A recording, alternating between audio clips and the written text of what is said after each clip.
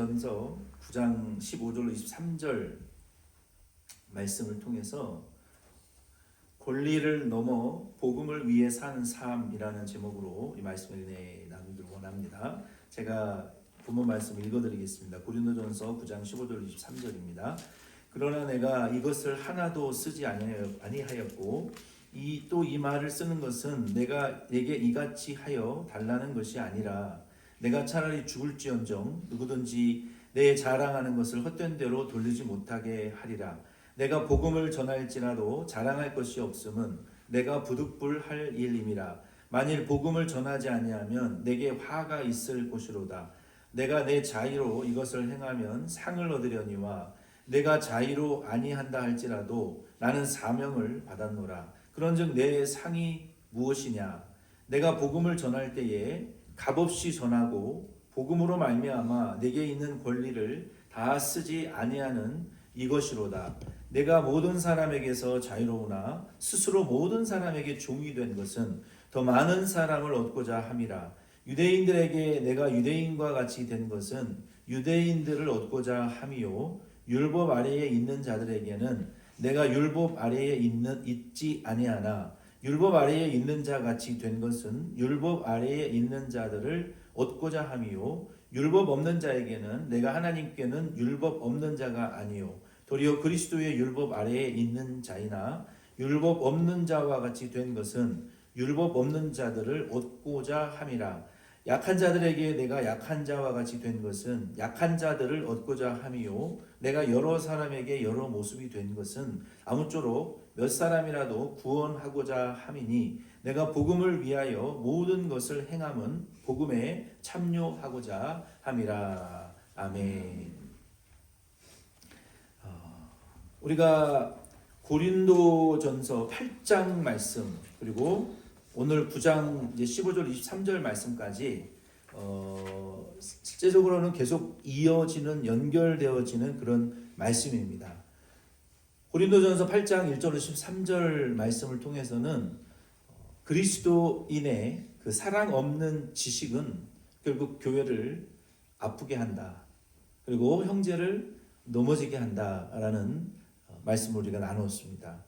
거기에 이어서 9장 1절로 14절 말씀을 통해서는 바울은 복음에 방해가 되지 않게 하기 위하여 마땅히 누려야 될 그 사도의 권리를 베드로와 야고보와 요한과 같은 그 권리를 바울은 포기했다. 교회를 살리기 위해서 포기했다. 교회를 보존하기 위해서 자기의 권리를 양보했다. 이런 말씀을 통해서 우리가 결국은 교회 안에서는 사랑 없는 그 지식이 내 어떤 자존심이 교회를 아프게 하는 것이고 그 고집이 어떤 나의 그 주장이 교회의 부흥을 막는 것이구나. 이것을 바울이 우리에게 피력을 했어요. 우리가 이 말씀을 통해서 우리 덴버시언 장로 교회도 하나님이 주신 비전과 부흥의 길이 내 고집과 아집에 지금 막히어 있는 것이 아닌가. 내가 하나님의 길을 가로막고 있는 것이 아닌가. 우리가 좀 돌아봐야 될 부분이 있습니다. 9장 1절로 4절 말씀을 통해서 교회의 부흥과 복음의 부흥을 위해서는 내가 마땅히 주장해야 될 권리와 지식이 포기되어져야만이 교회 부흥에 유익이 되는 것들이 분명히 있습니다. 우리 덴버시언 장로교회도 마찬가지예요. 하나님이 우리 덴버시언 장로교회의 부흥을 위해서 우리에게 주시는 그 기회들이 있는데 그 기회를 우리가 붙잡지 못하고 내 권리와 내 지식으로 가로막는다면 주님 앞에 섰을 때 주님이 우리에게 계산하시는 날이 있습니다. 분명히. 그게 주님의 유익인지 내 유익인지 주님의 지식인지 내 지식인지를 우리가 분별할 줄 알아야 돼요. 뭐가 교회에 유익이 되는지 무엇이 복음 전파하는 데 유익이 되는지를 우리는 잘 분별해야 됩니다. 그래서 바울은 이 두 번의 시리즈의 말씀을 통해서 우리에게 교회 부흥을 위한 장애물들을 제거하라라고 말씀하셨고 그러면서 바울은 이제 자기 자신이 샘플이 돼서 어떻게 교회를 위해서 자기의 권리를 포기했는지, 교회를 위해서 자기 자신이 무엇을 양보하고 자기의 권리를 내려놓았는지에 대해서 바울이 지금 9장 16절로 23절을 통해서 우리에게 샘플을 우리에게 자기의 예를 들어서 설명해 주는 거예요. 그래서 오늘 이 말씀을 통해서 우리 자신도 우리 덴버시원 장로 교회의 부흥, 하나님이 주신 그 비전을 이루기 위해서 내가 포기해야 될 것이 무엇인지를 우리 자신들이 한번 내 스스로 내가 뭘 포기하고 있는지, 과연 바울과 같이 어떤 샘플이 나도 바울과 같은 샘플을 내가 가지고 있는지, 그것을 우리가 좀 점검해 볼 수 있는 그런 말씀의 은혜를 나누길 원합니다. 그래서 오늘 이 본문 말씀의 제목은 바울은 그 상태에서 한 걸음 더 나아갔어요. 그는 자기 지식을 포기하고 권리를 유보하는 정도가 아니라 복음을 위해서 자기의 삶 전체를 재구성했어요. 그러니까 자기의 삶을 다시 정리했다라는 거예요. 곧 권리를 넘어 복음을 위해 사는 삶으로 자신을 새롭게 세워나갔습니다. 15절로 23절 말씀에 보면은 이 바울이 우리에게 보여주는 권리를 넘어서는 그리스도인의 복음을 위한 삶의 샘플의 본보기를 여기 보여주고 있어요. 한 세 가지의 샘플을 우리에게 보여주고 있습니다. 이 샘플을 통해서 이거는 목사님들만 그렇게 사는 것이죠? 아니요. 바울이 지금 고린도 교회 성도들에게 지금 이 편지를 하고 있어요. 목회자에게 주는 편지가 아니에요. 교회 성도에게 주는 편지란 말이에요. 그러니까 우리 덴버시원 장로 교회도 그리스도와 성도 된 자로서 우리의 삶이 복음을 위해서 이렇게 재편성되어야 되겠구나. 그래서 그 세 가지의 샘플을 우리들도 좀 본받을 수 있는 저와 여러분 되기를 바랍니다. 첫 번째는 15절 말씀에 보면은 바울이요, 자기의 인생을 살아가는데 강요된 포기가 아니라 복음을 위한 최고의 선택의 삶을 나는 살았다. 그러면서 15절에 바울이 차라리 죽을지언정 누구든지 내 자랑하는 것을 헛된 대로 돌리지 못하게 하리라. 바울은 내가 자랑하고 있는 이 복음이 만약에 내 자유와 권리를 사용함으로 인하여 헛된 빌미로 제공이 되어진다면 그 대상이 무엇이든지 간에 나는 그것을 권리를 포기하고 내려놓는다.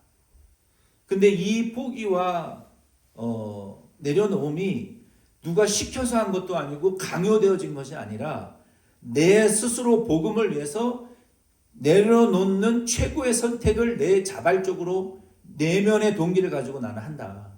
오늘 우리가 신앙생활을 할 때요, 여러분들이 교회 나오고 예배드리고 봉사할 때 시켜서가 아니라 돈의 지배가 아니라 사람들의 평가의 지배가 아니라 어쩔 수 없어서 오는 것이 아니라요, 내 내면에서 스스로 매일같이 나는 예배드리기로 선택했어. 하나님, 최고의 하나님에게 최고의 예배를 드리고 섬기고 봉사하기로 내 스스로 최고의 선택을 한다라고 여러분 신앙생활 하시길 바랍니다.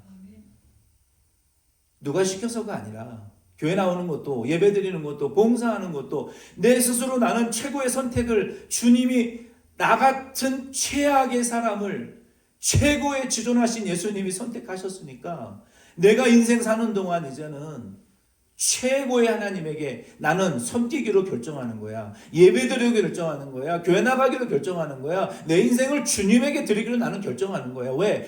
최악인 나에게 최고의 사랑을 보여주시면 유일한 하나님이시니까 나는 그분에게 나도 최고의 것을 드릴 거야. 내 선택이라는 거예요. 누가 시켜서가 아니라 예배라는 것은. 죽을지언정 이 최고의 선택을 나는 돈에게 빼앗기지 않을 거야. 사람의 평가에 빼앗기지 않을 거야. 하나님에게만 드릴 거야 라고 바울은 강요된 포기가 아니라 복음을 위한 최고의 선택을 하는 삶을 매일 살았다는 거예요. 바울은 권리를 포기한 것이 아닙니다. 권리를 포기한 것이 아니라 그 권리를 선택하지 않은 거예요. 그리고 복음을 선택했다라고 바울이 말하는 거예요. 우리의 삶이요, 최선의 것을 선택하려고 하는 사람이 있어요. 어떤 분들은 인생을 살다 보면 최고의 것을 선택하려고 하는 분들은 언젠가는 최고가 돼요. 왜 그렇게 했냐면 바울은 자기의 자랑이 있었어요. 자랑. 그게 뭡니까? 복음이죠. 복음. 바울에게 있는 자랑은 복음이에요. 유일하게 바울이 자랑할 수 있는 거 복음이었다는 거예요. 그 복음이 헛되게 되는 일을 허용하지 않기 원했기 때문에 바울은 그 권리를 포기한 거예요. 단 1%라도 복음 전도의 대가가, 복음 전도가 돈의 대가처럼 보이거나 사람들의 비방거리가 되는 것을 원치 않았어요.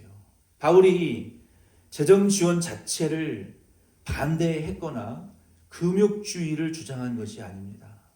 고린도 교회라는 특별한 상황 속에서 바울은 복음이 가치가 있다, 가장 신뢰할 만한 것이다 라는 그 복음의 가치를 보존하기 위해서 권리를 포기한 거예요. 이 골든 피라는 그 신학자가 그렇게 얘기했어요. 바울이 선택한 것은 교회에서 나는 사례비를 받아서 목회의 직업을 선택한다라는 소리를 듣기 싫어서 복음이 더럽혀지는 것을 용납하고 싶지 않아서 나는 교회에서 사례비 안 받는다. 베드로, 야고보, 요한과 같이 제자들처럼 교회 사례비 받지만 나는 교회 사례비 거부한다. 안 받았어요. 교회 지원도 거부한다. 베드로, 야고보, 요한처럼 결혼하고 아내와 함께 사역하고 자녀를 이끌고 다닐 수도 있었지만 나는 결혼도 안 한다. 왜? 고린도 교회 당시에 그 언변가들과 철학가들은 대중들에게 막 언변을 하고 철학을 가르치면서 그리고 개인적으로 컨택해서 항상 사례비를 요구하는 그런 그 철학가들이 많았기 때문에 나는 그런 철학가와 같은 사람이 아니고 복음을 조금이라도 비난하는 찬스를 두지 않기 위해서 돈 받아서 목사직을 한다라는 소리를 듣지 않기 위해서 난 사람이 안 받는다. 이렇게 말한 것이지 금욕주의를 말하는 것이 아니에요. 만약에 바울이 목회자들은 사례비 받지 말고 발런티어로만 목회를 해야 된다라고 바울이 말한 것은 아니라는 거예요. 고린도라는 특수한 상황에서 복음이 훼손되어지는 상황에서 그 빌미를 제공하지 않기 위하여 나는 권리를 다 내려놓았다라고 바울이 말한 거예요. 복음의 신뢰성을 지키기 위해서 포기한 것이라는 거예요. 그리고 바울이 또 우리에게 말하고자 하는 것은요. 만약에 바울이 예루살렘 교회가 수만 명의 교회가 됐으니까 메가처치 아닙니까? 베드로와 야고보, 요한과 같이 큰 재정적인 지원이나 생활비나 지원을 교회에서 받았기 때문에 바울이 복음을 전했다라면 이렇게 되는 거예요. 그러면 지원받지 않으면 복음 안 전하겠네. 이러한 세속적인 관점으로 바울이 그렇게 자랑 삼고 바울이 그렇게 자랑으로 여기는 복음이 그러면 교회 재정적인 지원이 있으니까 하고 없으면 안 하겠네. 이것이 아니라고 바울이 지금 말하고 있는 거예요. 무슨 말씀입니까? 재정적인 지원이 있든 없든 교회 지원이 있든 없든 복음이라는 것은 돈 받는다고 전하고 돈 안 받는다고 안 전해야 될, 그러니까 돈으로 타협될 대상이 아니다. 바울이 이렇게 분명히 우리에게 가르쳐주고 있는 거예요. 여러분도 그렇게 믿으십니까? 예. 그러니까 저와 여러분들이 이 개념을 똑바로 가지셔야 돼요. 목회자가 사례비에 하이어된 게 아니에요. 목사직을 하라고 교회가 월급 주는 게 아니라는 거예요. 아멘이십니까? 그 개념이 분명히 서지 않으면 교회의 질서는 설 수 없어요. 대부분의 교인들이 그렇게 생각합니다. 그러나 바울은 우리에게 뭐라고 말했어요? 돈 준다고 복음 전하고 돈 안 준다고 복음 전하는 거 안 전하면 안 된다. 사례비가 있든 재정적인 지원을 받지 못하든 안 받든 상관없이 복음은 나의 자랑이고 예수는 나의 인생의 최고의 보물이고 복음은 어떤 상황에서도 전파되어져야 되는 것이 사명받은 사람의 의무이고 성도의 의무이다라고 우리에게 말하는 거예요. 아멘이십니까?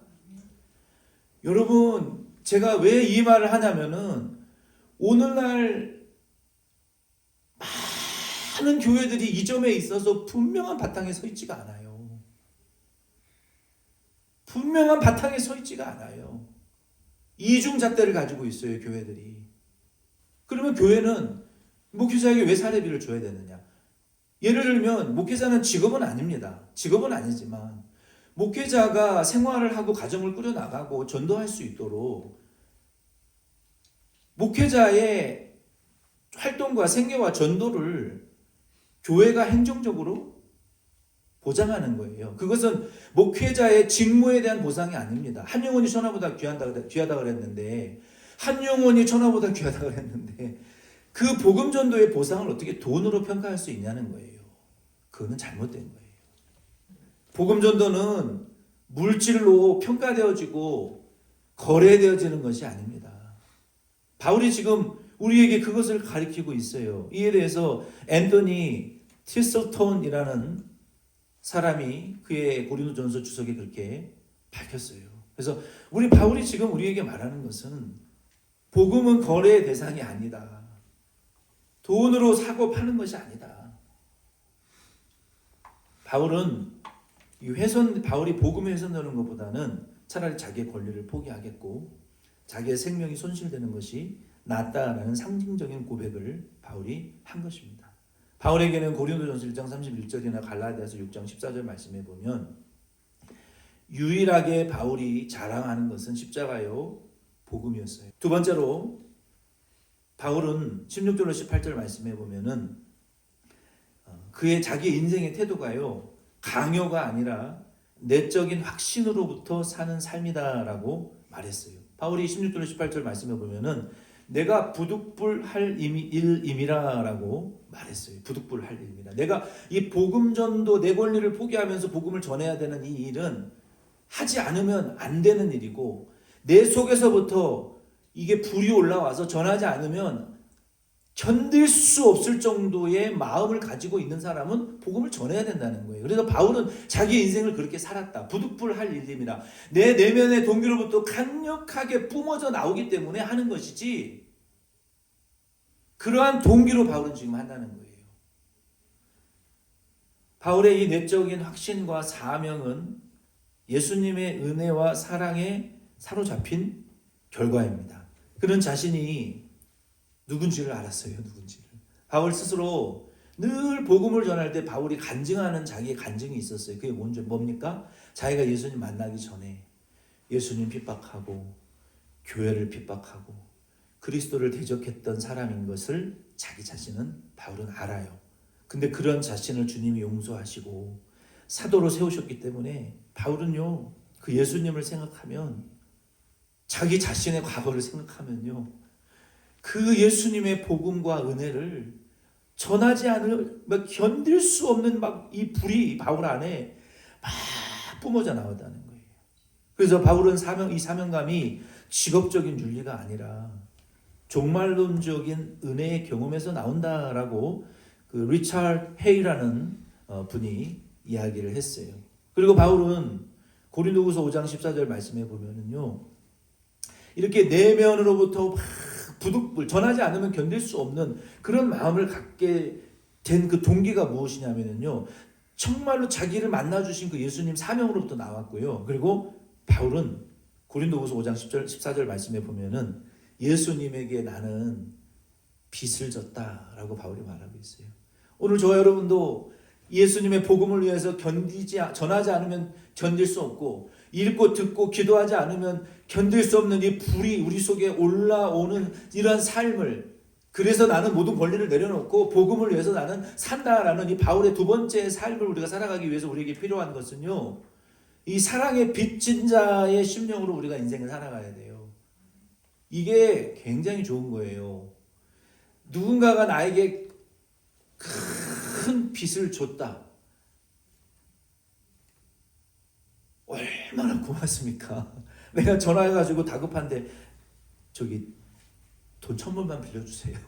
근데 있어도 안 빌려줘요. 있어도 은행도 안 빌려줘요. 안 빌려줘요. 근데 누군가가 나에게 갚을 수 없는 빚을 갚았다. 야, 그 경험이 한번 있는 분은요 마음이 너그러워져요. 마음이요 좀 깊어지고 넓어진다고 할까? 평소에는 화내고 불같이 그러던 사람도 그렇게 갚을 수 없는 빚을 forgive 한번 용서받은 경험을 하잖아요. 그러면은 그럴 수 있어. 그렇게 말할 수 있고 생각할 수 있고 그렇게 인생을 살 수 있어. 저 사람도 사정이 있겠지. 이게 마음이 너그러워진다니까요. 왜? 내 안에 그 엄청난 사랑을 용서와 탕감을 경험해 본 사람은요. 다른 사람도 용서할 수 있고 내가 받은 은혜의 10분의 1 정도는 그 사람에게도 베풀 수가 있는 여유가 생기는 거예요. 우리 바울은요. 집단에는 열심히 산다고 살았지만 예수 핍박하고 교회 핍박하고 성도 죽이는 인생밖에 안 됐어요. 근데 예수님 만났을 때 바울이 어떻게 됐어요? 예수님 만났을 때 바울이 변화됐잖아요. 어떻게 변화됐어요? 주님의 음성 듣고 변화됐어요. 주님의 얼굴 빛을 보고 변화되었어요. 눈이 멀어버렸잖아요. 주님의 사랑에 눈이 멀어버리고 바울아 너 왜 사울아 너 왜 나를 그렇게 핍박하고 힘들게 하고 그렇게 내 반대로만 자꾸 가냐? 네가 열심 내는 거, 네 지식과 권리를 가지고 네가 열심을 내면 낼수록 나를 반대하고 핍박하는 줄을 왜 너 모르느냐? 그러니까 우리도요 신앙생활 할 때요 내가 잘한다고 생각하고 열심히 하는 거 그거 대부분의 경우 잘 돌아가 보면요 대부분의 경우 주님의 뜻과 반대인 경우가 많습니다. 그게 교회를 살리는 길이 아니라 교회를 죽이는 길이라는 걸 알아야 돼요.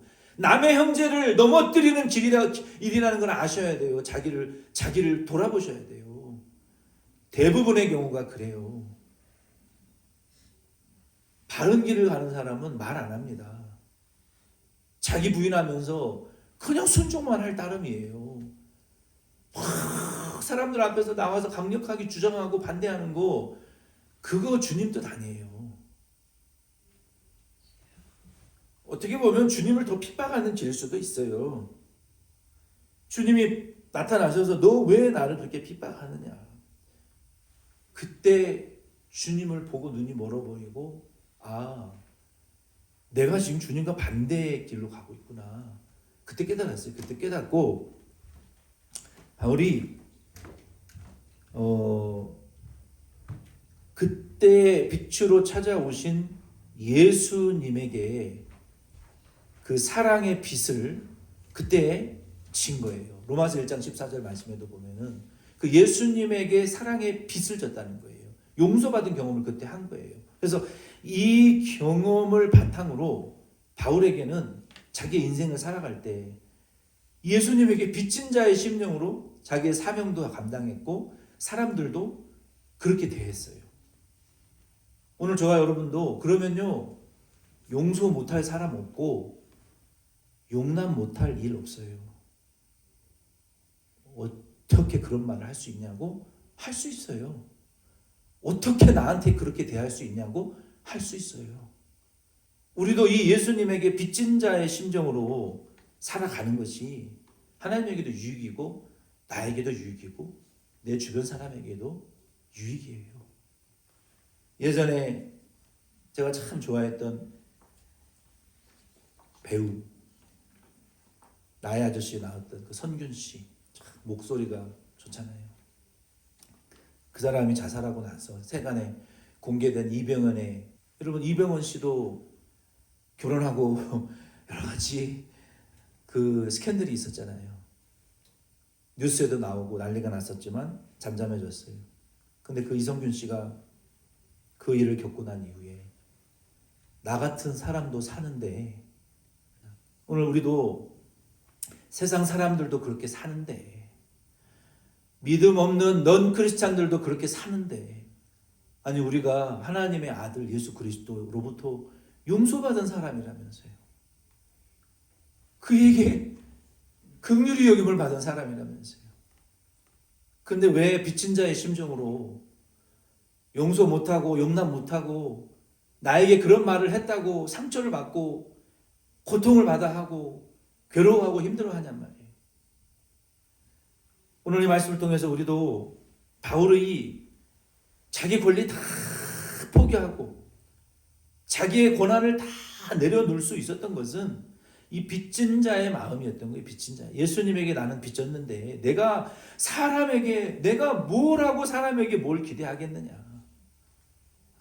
아무 기대 없다. 소망 없다.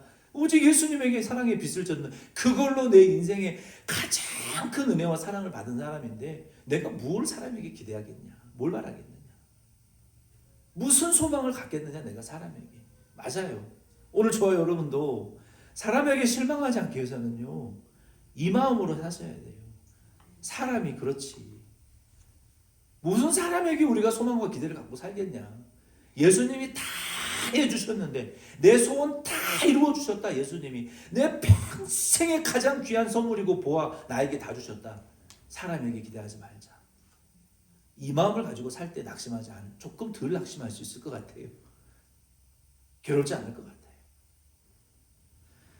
바울이 그러한 마음으로 살았기 때문에 두 번째로 바울은 그 모든 속박 아래에 자기를 두지 아니하고 사람의 평가 아래에 자기를 두지 아니하고 오직 그리스도의 사랑 아래에만 자기를 두고 살았어요. 오늘 저와 여러분도 돈 아래에 여러분 두시지 마시기를 바랍니다. 사람의 평가 아래 여러분 두시지 마시길 바랍니다. 일말의 평가라도 오직 누구 아래 두라고요? 그리스도의 사랑 아래 여러분 두시고 살면 바울처럼 우리도 강요가 아니라 의무감이 아니라 확신으로부터 사는 삶을, 복음을 위해서 사는 삶을 살 수 있게 될 줄로 믿습니다. 세 번째는 바울에게서는요, 복음을 위한 전략이 있었고요, 보상을 바라보는 삶을 바울은 살았습니다. 19절에 22절에 보면은 나는 자유자라 모든 사람에게 스스로 나는 종이 된다. 여러 사람에게 여러 모습이 된다라고 바울이 말했어요. 굉장히 중요한 것 같아요. 바울은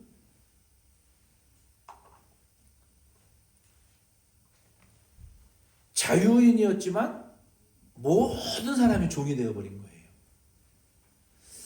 그리고 바울은 유대인에게는 유대인의 모양, 헬라인에게는 헬라인의 모양, 부유한 자에게는 부유한 자의 모양, 가난한 자에게는 가난한 자의 모양, 또 병든 자에게는 병든 자의 모양, 건강한 자에게는 건강한 자의 모양으로 막 태도와 상황을 바꾸어서 사람들을 대했다는 거예요.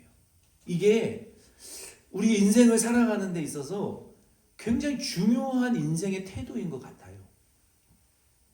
바울은 전략이 있었고 보상에 대한 기대가 있었어요. 그러니까 복음을 위해서 내가 다 모든 권한과 권리를 포기했지만 복음을 전하기 위한 구체적인 전략과 그 기술이 있었어요. 그게 무엇이었냐면은 사람들을 맞춤형으로 대했어요. 맞춤형으로. 일괄적으로 대하지 않고 이 사람에게 이 수준에 맞춰서 대하고 저 사람에게는 그 사람에게 맞는 수준으로 문화의 옷을 갈아입을 줄 아는 그런 이 다양성을 인정하고 그 다 맞춤형으로 사람들을 대하는 바울의 전략이 있었다는 거예요. 어떤 그 시인이 그런 이야기를 하더라고요. 여러분이 사람을 대접할 때는요, 나에게 보상하지 않을 사람에게만 대접을 하라라고 얘기를 하더라고요. 근데 그거 진짜 맞는 말이에요. 이게 성경적인 말이에요. 왜 그런 줄 아세요? 이거 여러분 뭐 누구한테 도움을 주는 거 이거 빚입니다. 한국이 좀 안 좋은 문화잖아요. 이게 뭐 돌잔치 가면은 내 돌잔치에 와야 돼, 그 사람은. 그리고 내가 100불 했으면 100불 빚이에요. 나한테 또 100불 돌아와요. 그대로 장부가 있어요. 그게 좀 별로 안 좋은 문화인 것 같아요. 저는. 어쨌든 간에 도움을 우리가 이렇게 주면요, 나에게 그것을 페이백, 갚지 못할 사람에게 내가 도움을 주잖아요. 그러면요, 그 사람은 내가 돈을 빌려줬으면 돈을 못 갚아요. 이거 갚을 필요 없어 라고 주면은 돈을 못 갚아요. 그러면 그 사람이 뭐 하겠어요? 하나님에게 저 사람 크리스찬인데 하나님 저 사람 복 주세요. 그러면요, 하나님이 그 복이 우리에게 돌아오게 하신다라고 성경은 말하고 있어요. 그래서 주는 자가 받는 자보다 낫다라고 말하는 거예요. 왜? 나는 100불 줬는데 2배 돌아오면 200불로 돌아오는 거예요. 근데 그 200불이 돌아올 때요, 내 통장에 지난주에 100불 줬으니까 이번 주에 200불 돌아오는 게 아니라요, 내가 절체절명의 위기에 빠져 있을 때요, 하나님이 10배, 100배로 누구를 통해서 갚아주시더라고요. 그게 보상이에요. 하나님 주시는 방법이에요. 이머전시 펀드가 온다니까요. 체험해 보신 분들은 아실 거예요. 체험해 보신 분들은. 내가 갚을 수 없는 사람에게 섬겨주면요, 그 섬김이 다음날 나에게 돌아오는 게 아니라요, 내 자식이 혼자서 눈물 젖은 빵을 먹고 있을 때 하나님이 내 자식에게 그 은혜를 갚아주시더라는 거예요. 그런 은혜가 어디 있어요? 하나님이 믿는 자에게. 그래서 그 시인이 그렇게 얘기를 했던 것 같아요. 갚을 능력이 없는 사람에게 도와주라고, 갚으라고. 그럼 하나님이 오른손이 하늘을 왼손이 모르게 갚아주신다 말씀하시잖아요. 그게 우리의 인생에서 많이 씨를 뿌리면 많이 일어나고, 씨를 안 뿌린 사람은 적게 일어나겠죠. 그래서 우리는 바울이 전략이 있고 보상을 바라는 삶을 살았어요. 모든 사람의 맞춤형으로 사람을 대했다는 거예요. 근데 저는 이게 좀 쉽지 않은 사람이에요. 저는 쉽지 않아요. 그러나 예수님도 하셨고 바울도 하셨으니 우리도 사람에 맞춰서 그 사람의 필요를 채워주는, 왜 채워줘요? 복음 전하려고 채워주는 거예요. 복음 전하려고. 그런 삶을 바울이 살았던 거예요. 바울이 예수님처럼 그는 자원하여 모든 사람의 종이 되었고 모든 인종의 다양성을 받아들이면서도 진리는 왜곡하지 않고 전도했어요. 이것이 바로 그의 성육신적이고 초문화적인, 범문화적인 선교 전략이었고 당시에는 이게 혁신적이었던 거예요. 그래서 교회의 복음 전도라는 것은 진리를 왜곡하지 않는 한 문화 속에서 새롭게 변혁되어야 한다라고, 그리고 바른 메시지는 이 청중에 맞게 자신을 조종하는 것이라고 말했어요. 뉴욕 한가운데 멀티 에트닉 철치를 세운, 그리고 일찍 하늘나라 가셨지만 팀 켈러 목사님이 그렇게 말했어요. 전도라는 것은 한국인들만 모여서 드리는 예배가 되어서는 안 된다. 교회가 1세만 모여서 드리는 교회가 되면 안 된다. 1세, 2세 다양한 인종들이 모이는 교회가 되어야 된다. 그래서 저도 첫째 주에 영어로 설교하는 거 힘들지만 계속 유지를 하려고요. 첫째 주에는 영어 예배를 드려야 다른 인종들이 와서 예배를 드릴 거 아니에요. 어디 있든 간에.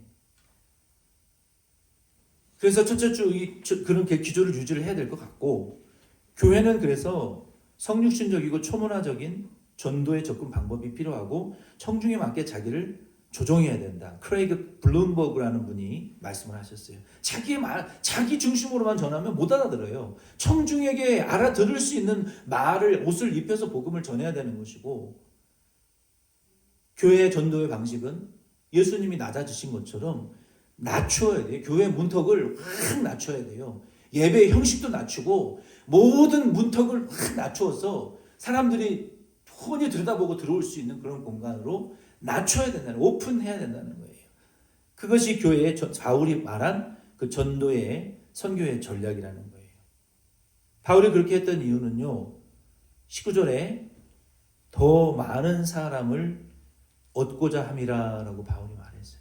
더 많은 사람을 얻고자. 그러니까 전도해야 되겠습니까? 안 해야 되겠습니까? 교회가 전도해야 되죠. 더 많은 사람들이 교회 와야 돼요. 더 많은 사람들이 교회 와야 돼요. 제가 5월 8일 날 그래서 한마음센터에서 공연을 하거든요. 그분들 제가 덴버시언 장로교회 목사인 거 알고 저는 그날 세속적인 노래와 춤을 출 거예요. 복음을 위해서 세속적인 노래도 부르고 춤을 출 거예요. 제발 오셔서 보세요. 왜? 목사가 세속적인 노래 부르고 춤출 수 있어요. 자기의 쾌락을 위해서가 아니라 교회 홍보와 복음 전도를 위해서 세속적인 노래 부르고 춤출 거예요. 더 많은 사람들에게 목사가 저렇게 하나 복음 전하기 위해서 할 거란 말이에요. 여기 앉아서 우리가 밤낮 철야기도하고 예배드려도 세상 사람들은 몰라요. 더 많은 사람들에게 알려야 되는 거예요. 아멘이십니까? 옷은 갈아입을 수 있어요. 그릇은 달라질 수 있어요. 복음 전하면 되잖아요. 예수 전하면 되잖아요. 그릇과 옷이 무슨 소용이에요? 바울은 그렇게 했어요. 바울이 세속적인 노래 부르고 춤췄냐? 바울도 세속적인 노래 부르고 춤췄어요. 증거를 대라. 바울이 철학자들에게 철학의 말로 복음을 전했고 이방인들과 함께 식사하고 그들과 함께 먹고 놀았어요. 그러면서 논쟁하고 복음 전했단 말이에요. 근데 오늘날 2000년이 지난 현대 교회는 왜 못하냔 말이에요. 무슨 이유로? 왜 안 하냔 말이에요. 무슨 이유로? 왜 전도 안 하냔 말이에요. 여전히 형식에 갇혀서 왜 한인교회는 한인만 나오는 교회가 되냔 말이에요. 그것을 비방하던 베드로도 이방인들과 먹고 마시다가 바울이 쫓아오자 밥상머리에서 일어나서 도망쳤잖아요. 창피해서. 바울은 그렇게 살지 않았어요. 문화적인 옷과 선교적인 전략을 가지고 범문화적이고 초문화적인 모든 사람에게 모든 사람의 모양으로 낮아지는, 예수님이 하늘에서 낮아진 것처럼 한국인에게만 복음 전하는 것이 아니라 모든 민족과 열방과 언어에게 복음을 전하셨던 것처럼 문화의 옷을, 하나님 나라의 옷을, 죄인의 옷을 갈아입은 것만큼 낮아지신 것이 어디 있어요. 근데 왜 한국인은 한국인의 문화를 못 벗어나냔 말이에요. 복음적이지 않은 거예요. 그냥 고집이고 문화와 전통인 거예요. 그래서 그것을 초월해야 돼요. 여러분들은 속으로 지금 이런 생각을 하실 거예요. 목사님 무슨 노래 부르고 무슨 춤 추실 거예요? 와서 보세요. 성공개는 안 합니다. 복음이 있는 세속적인 노래입니다. 제 입으로 제 자랑을 해서 뭐하지만 매주 하는 성경 공부 12명으로 이상으로 많이 부흥했어요. 거기에서 첫째 주에는 목사님 좀 공연을 해주십시오. 부탁을 했어요. 그래서 매주 첫째 주에 제가 그들에게 복음성과 세속 노래 이런 프로그램들을 해요. 그분들이 보고 깜짝 놀랐어요. 야, 비싼 돈 주고 다른 센터는 강사들 모셔온다는데 아니 목사님이 저렇게 잘할 줄은 몰랐는데 그 이번에 5월 8일 날 마더스데이를 기념으로 1시간 반 특별 공연을 해달라고 저한테 부탁을 했어요. 그래서 거기서 예수 전할 거예요. 복음, 세속적인 노래 부르고 춤추고 율동하고 프로그램하고 예수 전할 거예요. 얼마든지 하시래요. 이런 전도의 기회가 세상에 어디 있어요. 이런 전도의 기회가. 우리 기껏 모아야 30명도 안 되는 예배 드리는데 수백 명 앞에서 예수 전하는 기회가 있는데 왜 안 하냔 말이에요. 왜? 박영희 권사님 지지난주에 한번 달려오셨더라고요. 와서 보고 깜짝 놀라셨어요. 이렇게 많이 모이냐고. 그래서 저 혼자 하는데 여러분 기도해 주시고 누가 알아요? 그거 보고 우리 교회 혹시 누가 올지 예수 믿을지 전도 될지 누가 아냔 말이에요. 귀한 전도의 기회가 좀 될 수 있도록 해 주시고 기도해 주시고 또 우리 어르신들은 좀 초청하라고 그랬으니까 60세 이상 되시는 분들은 좀 오셔서 참여하셔도 괜찮습니다. 한번 오는 거는 허락했으니까. 어쨌든 바울이 이렇게 전략이 있었어요. 그 이유는 더 많은 사람을 얻고자 했고 또 아니면 몇 명이라도 구원하기를 바울은 원했어요. 22절에 보면은. 그러니까 많은 사람에게 전도하고 그 중에 몇 사람이라도 구원받고자 하기 위하여 바울이 선교의 전략을 가지고 노력했다는 거예요. 그리고 바울은 하나님 나라의 상급을 받았어요. 23절에 보면은 바울이 복음에 참여하기를 원했는데 이 복음에 참여한다라는 것은 천국 간다라는 의미뿐만 아니라 복음의 능력과 기쁨, 열매와 최종 승리에 동참하고 싶다라는 뜻이었어요. 쉰코이노노스라는 참여하다라는 동사는 공동 참여자라는 의미예요. 그러니까 같이 참여하고 여러분 뭐 투자도 여러분 공동 투자하고 뭐 그 커미션도 공동으로 받아가는다라는 그 개념이 똑같은 거예요. 바울이 내가 하나님의 나라의 이 복음에 지금 내가 이렇게 권리를 포기하고 선교의 전략을 가지고 내가 모든 인종들에게 다양한 방법으로 복음을 전파하고 내 권리를 포기하는 이유는 강요해서가 아니라 자발적으로 하는데 그 나는 목적이 있고 보상을 바란다. 공동 참여자가 돼서 하나님 나라의 동일한 보상을 나는 받기 위해서 공동 투자를 하는 것이다. 이런 개념으로 바울은 권리를 내려놓았다는 것입니다. 복음에 참여하기 위하여 그래서 희생하는 것은 손해가 아니고 상실이 아닙니다.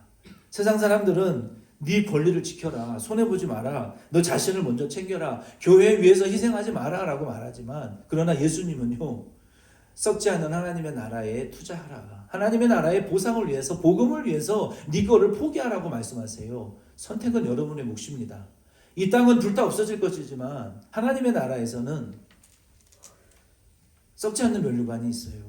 그리고 이 땅에서 차고 흔들어 넘치도록 하나님이 갚아주신다고 약속하셨어요. 여러분이 신앙생활 하면서 체험하고 계시잖아요. 돈으로 살 수 없는 복을 하나님 주시잖아요. 돈으로 평가되어질 수 없는 은혜를 우리에게 주시잖아요.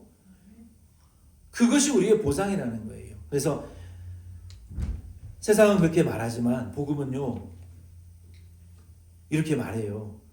주는 자가 풍성하고 죽는 자가 산다. 본 회퍼라는 사람이 The Cost of Discipleship, 제자도의 값이라는 책에서 이렇게 말했어요. 그리스도가 사람을 부르실 때 그는 와서 죽으라고 부르신다라고 말했어요. 말씀을 마치겠습니다. 내 지식과 권리가 교회를 아프게 하거나 지체를 넘어지게 할 수도 있습니다. 그러나 교회는 복음을 위해 사는 한 사람 때문에 산다. 그 한 사람 저와 여러분 되기를 예수의 이름으로 부탁을 드립니다. 예수님은 우리를 살리기 위해서 하늘의 권리를 버리셨고 영광을 내려놓으셨어요. 종이 되셨고 십자가에 죽으셨습니다. 그러므로 우리도 내 지식과 내 권리와 우리의 편안함을 넘어서 내 자존심을 넘어서시고 오직 복음을 위해서 살기를 바랍니다. 그렇게 살아야 우리 교회가 살고 세대가 살고 우리의 가정과 예배가, 우리의 이웃이 예배로 살아나는 교회가 될 수 있을 줄로 믿습니다.